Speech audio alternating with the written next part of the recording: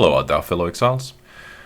I've been wanting to make an update to my main character here in 3.27, Keepers of the Flame, because it's been nearly a week and I haven't played it that much, but I've gotten a few ideas and bought a few items testing things out on it, and it has boosted my damage quite a lot. And as you saw in the introduction, where I just absolutely annihilated the trio in Abomination, the damage is really high. But before I go into details with what changes I have to the items, let's go into the PoB so you can see some damage numbers. And out of the gate, you can see I'm at 218 million DPS, and I actually have more than that.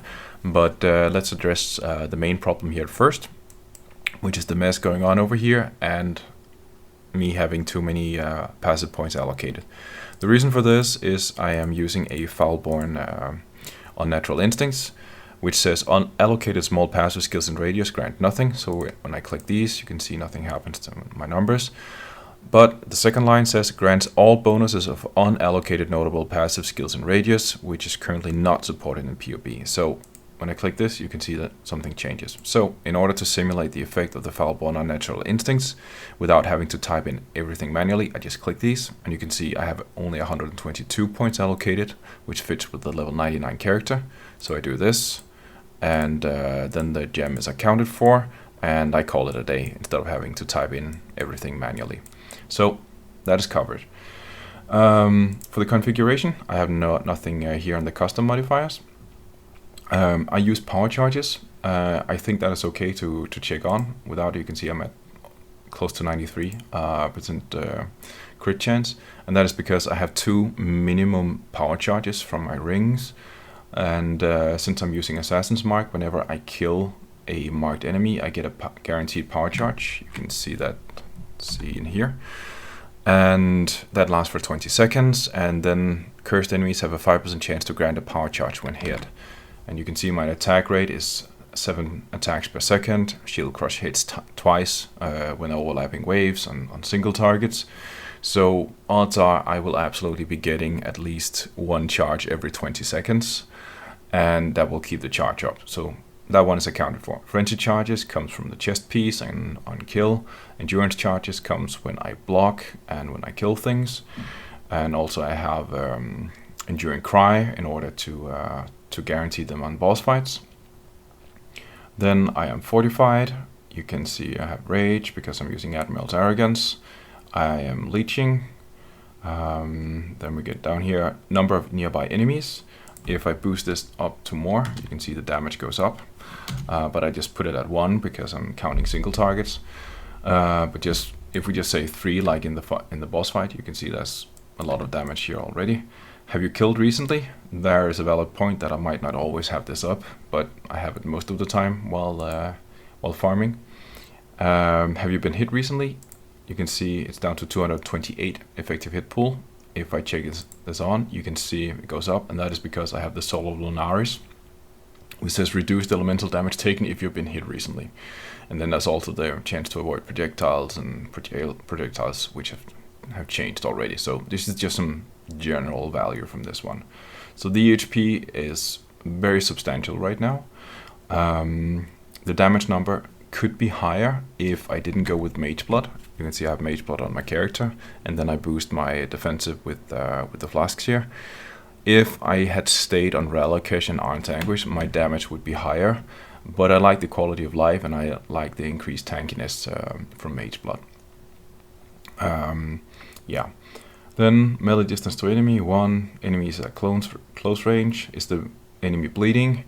So I have 2 times 10 here, chance to bleed, and then I have a 25 node over here. I should maybe add 1 more because I do have enough strength for it. But still, this is for single target only, so whenever I hit a couple of times, then they start bleeding and then everything kicks in. And yeah, let's see, that is all. Also Intimidate, I got that from level 5 Awakened Melee Physical Damage Support. So nothing fancy here. Then there's a Pride Aura on maximum. That is, of course, it could just be the initial effect, so it's a big damage boost. But let's see, we put it up here. But I haven't accounted for the Violent Desire buff. I have this up around 2/3 of the times because of the increased cooldown recovery rate and 32% increased skill effect duration. And the buff grants me 30% chance to inflict an additional impale on enemies you impale. I have a 100% chance to impale. Check here, 100% chance to impale. And I have 8 potential stacks of impale, and the buff also grants 22% increased effect of these impales. So I haven't run the numbers of this because I'm lazy, but it is very substantial, the damage increase it adds. If we go over the defensive numbers in here, because they're easy to get to, I have 44% spell suppression chance, but if we go in here, you can see I have the lucky mastery over here, so my spell suppression chance is actually at 68. Fire res 84, cold res 85, 84 lightning resistance, and then chaos resistance is at 75. Then I am a 65% chance to block. I have a 102% chance to avoid being stunned. My enemy crit extra damage reduction is only at 10% right now because I only have 1 charge. But as soon as I get to 10 charges, I don't take any more damage from them because of my chest piece saying that I take 10% reduced extra damage from critical strikes per endurance charge, and I have those up all the time. Then there's elemental avoidance, ignite, chill, freeze, and shock at 106%, and this also accounts for the alternate ailments. So brittle, sap, and scorched as well. And then my move speed modifier is at 121, so decent speed here. But yeah, these are the defensive numbers, but let's go over the gear so you can see what I'm working with. I'm still using a crafted rapier with impale effect. These are super easy to craft because you just take Essence of Dread and slap it onto a fractured rapier until you get an open suffix, and then you craft the endurance damage per endurance charge, and then you call it a day. This could also be like damage per frenzy charge. It's the same, really. Helmet here takes care of my intelligence and accuracy needs mainly, and then some life as well. And because my mana reservation efficiency is pretty good, I can afford saying 6% of physical damage taken as cold. Amulet here, just some crit really, some life, and then increased damage per endurance charge and increased damage while leeching. So it could be better, but it is real good. So yeah. Foulborn Emperor's Vigilance with a perfect implicit roll on it. This is the best damage shield for the build, no doubt about it. And it's really easy to solve. Instead of, usually if you use a normal Emperor's Vigilance, you take the block mastery and say 1% chance to block spell damage per 5% chance to block attack damage, and then you get to 74% spell block, I believe. But instead of this mastery here, all you have to do is just click Versatile Combatant. If we check the block chance here, so if I unskill this one here, you can see my block chance is at 75, and then even though I only have 9% overcap here, I just click this one here, and then it's 65, and it's solved. So 65 is plenty for the build. Admiral's Arrogance, best in slot gloves. Probably there might be a challenger coming in from the side with Foulborn, Maligaro's Virtuosity, but I'll get back to that once I'm done with the setup. I still think this is the best solution because the amulet up here is just, it's a lot of value you can get, and just also taking care of rage is super strong. But the main thing about the gloves is that you absolutely need the +1 to frenzy charges, and Admiral's Arrogance can potentially give you +3 to all melee skill gems, getting a shield crush from level 21 up to 24, and when you hit level 24 you hit a breakpoint, so you can see it has 10 to 15 added physical damage per 15 armor or evasion rating on shield when it's in here. When I remove it and put it down here, it's only 8 to 12 added physical damage. Also the meters to radius goes up from 0.7 to 0.8 meters. So you get a little bit more AoE, and you roughly get 25% more damage going from level 23 to 24. So that's why the breaking point is so important with +3 to gems.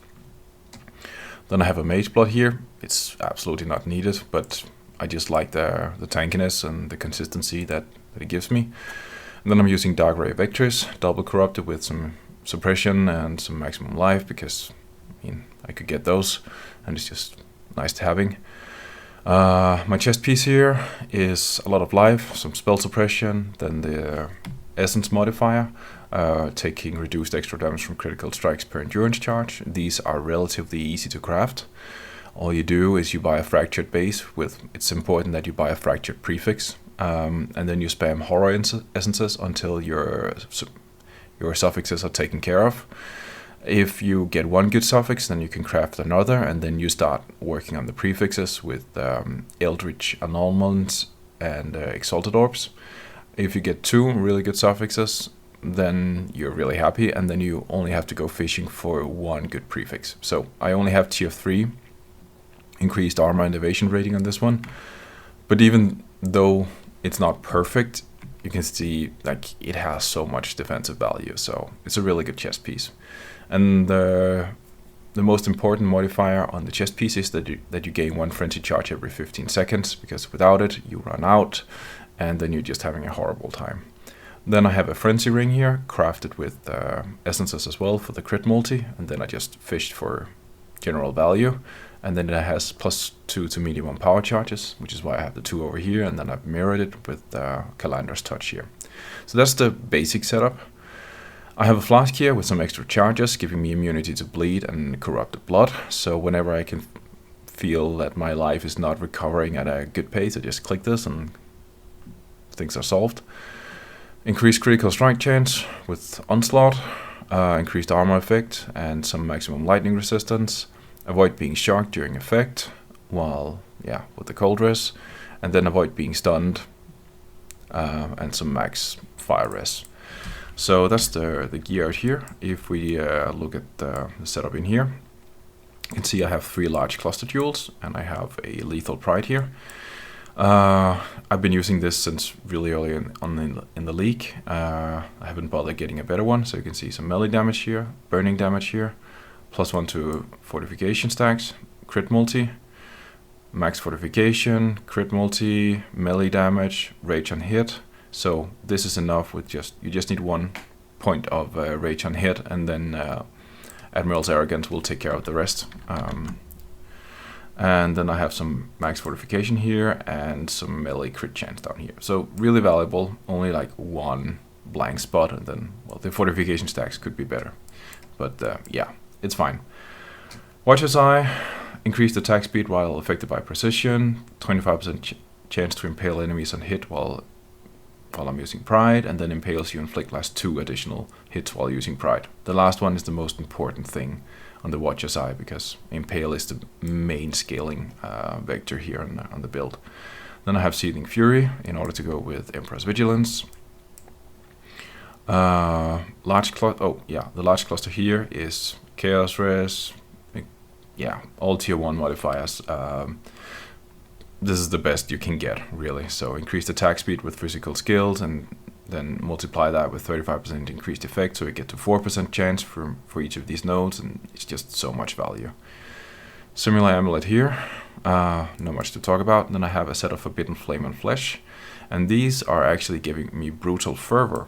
So instead of grabbing Fortitude, which I used to do, taking that from Champion, then I'm grabbing one of my own nodes, which has allowed me to skill into Headsman. And there's some extra details on this. I'll get back to that when I'm done going over the items here. Foulborn, Unnatural Instincts, I covered this already. Then I have a large cluster up here with notables on it, and mainly it's because I need Ironbreaker, so hits have 50% chance to ignore enemy physical damage reduction. And then this is just whatever, it's just some value here, really. This jewel here takes care of my mana leech while also giving me a little bit of extra value. And then I have Storm Shroud, which makes it so that my avoid being shocked counts for all elemental resists, and then it's corrupted with the implicit, so hits have 15% chance to ignore enemy physical damage reduction. So the combination of these two gives me 65% chance to avoid to ignore enemy damage reduction. So even if monsters have 100% physical damage reduction in maps, it's still only a 35% damage reduction overall, because I ignore it 65% of the time. Masteries, Suppress is lucky, it's really good. Charge duration, this is absolutely mandatory. The build does not function without it. Crit multi per maximum energy shield and shield. So this is 53 crit multi from this one node here. So that's absolutely absurd. More attack speed with offhand, a rune graft of the Sinistral, and then I have some mana reservation efficiency so I have enough mana to work with. So yeah, I'm at 148, which is just enough when I have everything clicked on. Then here I have plus 5% chance to cause bleeding, and here I have 0.5% of attack damage leached as life. This is important because I am no longer having this small node here connecting up to Brutal Fervor, and that means I don't have any attack leech, but 1 to 2 for 1 Chaos Orb solves it here. And yeah, that's the setup really. But back to these Forbidden Flesh and Flame here, because since I'm grabbing Headsman here on this node here, I could actually choose between these 3 nodes. So Brutal Fervor, Impact, or Masterful Form. I just needed any combination of these 3, and then I can still get Headsman. And the reason for this here is that if we search up Headsman, let's see, 20 divines. But if we search up, say, Impact,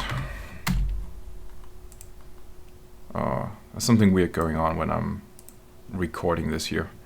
You can see it only costs 2 divines. If we say search up Brutal Fervor, search up here, 6 divines.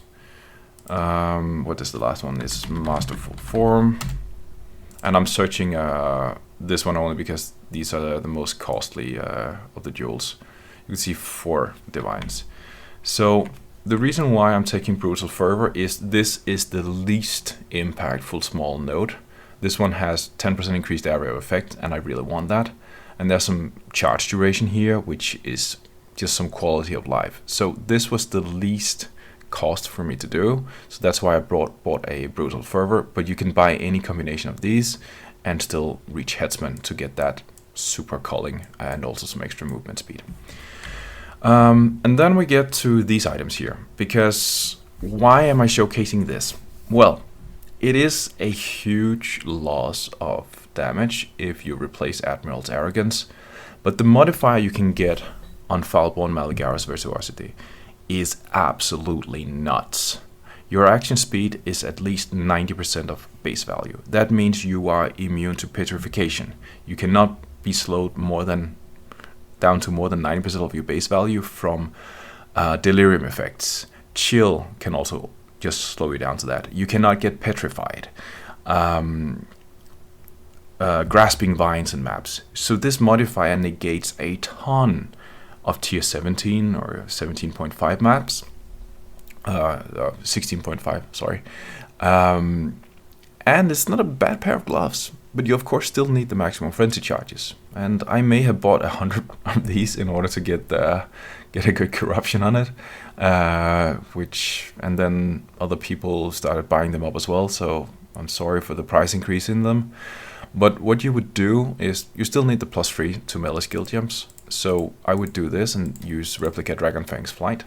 My life total goes down around 200 points because I don't have it more on the amulet anymore, and I would have to move things around a little bit more, but I think it might be worth it. I haven't done enough testing on it. I will do that in the future here, but that's also why I have another Lethal Pride here, because instead of my old one, I would get one with 2, maybe 3 rage on hit. So you can see 1 rage on hit here, and where's the other one? Here. So I have 2 rage on hit here, and that is almost as good. It's only like a second slower on average building maximum rage compared to my gloves here.